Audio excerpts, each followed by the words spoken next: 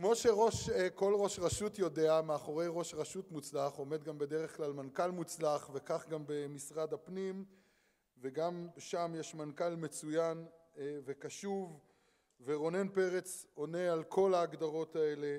אני מתכבד להזמין אותך אל הבמה. רונן, חברנו, בבקשה. בוקר טוב לכולם, אדוני השר, חברי השר משה ארבל, שי, חברי גם כן, חברי משכבר הימים, שי חג'אג', מכובדיי כולם. תראו, אני הגעתי לפה היום אחרי נסיעה שקרוב לשעתיים, שאתה מגיע ואתה רואה את המרחבים הפתוחים, ואתה רואה את הנוף המשגע, ואתה אומר, איזה מזל שיש לנו מועצות אזוריות שיודעות לשמור על השטח, על המרחב הכפרי ולטפח אותו בצורה כזו. אז קודם כל באמת שאפו גדול ותודה רבה. אני גם מנצל את הבמה להגיד ברכות לראשי הרשויות החדשים, בני, בן מובחר, כן, שמעון, גם לך גואטה כמובן, עמית סופר, לא יודע אם הוא פה, עוד לא ראיתי אותו. ברכות על הבחירה החדשה. יושבים כאן ראשי מועצות שכבר מכהנים שנה בתפקיד, אם אתם צריכים עצה או משהו, זה הזמן לבקש מהם כמובן. אז אני שמח, כמו שאמרתי, להיות פה. אני רוצה להגיד כזה דבר, אני אשתף אתכם איזשהו סיפור, שאני חושב שמשה מכיר אותו. לפני קצת יותר משנתיים, כשהרב דרעי ביקש ממני להגיע למשרד הפנים, התלבטתי. ובהתלבטות הזו התייעצתי עם כמה חברים, שחלקם מהשלטון המקומי.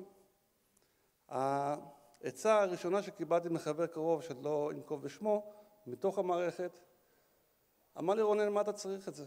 אתה יודע איזה קשה זה לעבוד מול ראשי מועצות, מול ראשי עיריות, מול השלטון המקומי? במשפט הזה אני הבנתי מה האתגר הראשון שלי בתפקיד. האתגר הראשון בתפקיד הוא לשנות את הפרדיגמה ולהגיד, אני לא עובד מול ראש מועצה או מול ראש רשות, אני עובד עם ראש המועצה.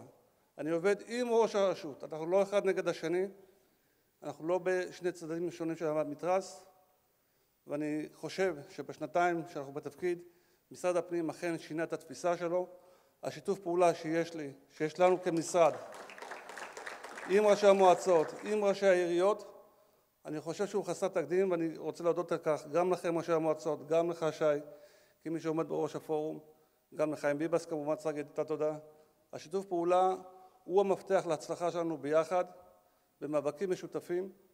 אני חייב להגיד שזה לא עשה את העבודה יותר קלה, אבל אולי קצת יותר נעימה. ובאמת, אני חושב שזה המפתח שאנחנו נצליח בו. אנחנו נמצאים כרגע, אני מקווה לפחות, שבועות מספר לפני אישור תקציב המדינה. את 24, שהייתה שנה מטורפת לכל הדעות, עם המלחמה והאתגרים שעברנו איתם, הייתה שנה שהיא לא שנה מאפיינת. לא בהיבט תקציב, לא בהיבט של התנהלות, לא בשום היבט שהוא. אבל אני שמח להגיד שבשנה הזו גם הצלחנו כמשרד, כשלטון מקומי, להגיע להישגים מסוימים, במיוחד בעלות התקציב, בשחרור חסמים מסוימים, ואנחנו נמשיך לעשות את זה גם ב-25. אבל צריך גם להגיד את האמת ולהודות, ואני אומר אותה כאן בצורה מאוד ברורה. תקציב 25 עבור משרד הפנים, כמו עבור כל הממשלה, הוא יהיה תקציב אתגרי יותר, הוא יהיה קשה יותר, קשוח יותר, ובצדק רב אפשר להבין את ההסטה של המשאבים, בין אם זה לשיקום הדרום, בין אם זה לשיקום הצפון, זו מטרה לאומית שכולנו שותפים אליה.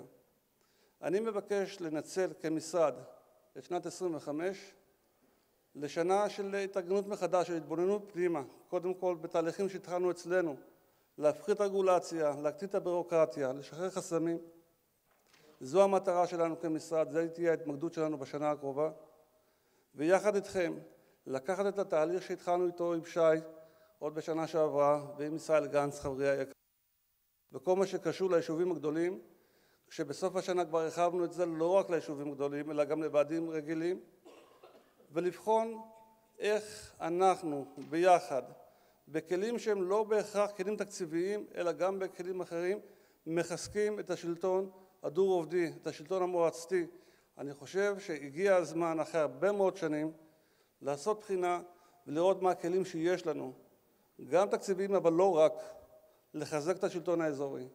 אני חושב שזה שעת כושר, יש לנו שנה, אני מקווה אפילו רק מספר חודשים, להשלים את העבודה הזו יחד איתכם, ואני בטוח שבסופה נצא יותר חזקים. אני שוב מבקש להודות לכולם, גם על ההזמנה, גם על האירוח. כיף להיות פה כבר שנה שלישית, למרות שאני רק שנתיים בתפקיד. אז תודה רבה לכולם.